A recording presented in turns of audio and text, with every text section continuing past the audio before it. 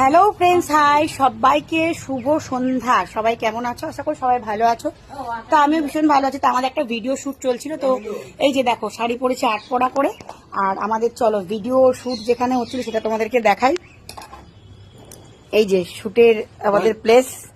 এখন আমার ছেলে এই জায়গাটা গোছাচ্ছে আর আমার মা এখানটায় বসে দেখছে আমাদের ভিডিও। আর আমাদের যে ভিডিওর যে হিরো, এই দেখো দাদা, একটু বলুন কিছু। কি বলবো আর দেখো, তো আমাদের এখন ভিডিও শুট চলছিল, তো বাবুর দেখো কি অবস্থা। তো ভিডিওটা তোমরা দেখতে পাবে,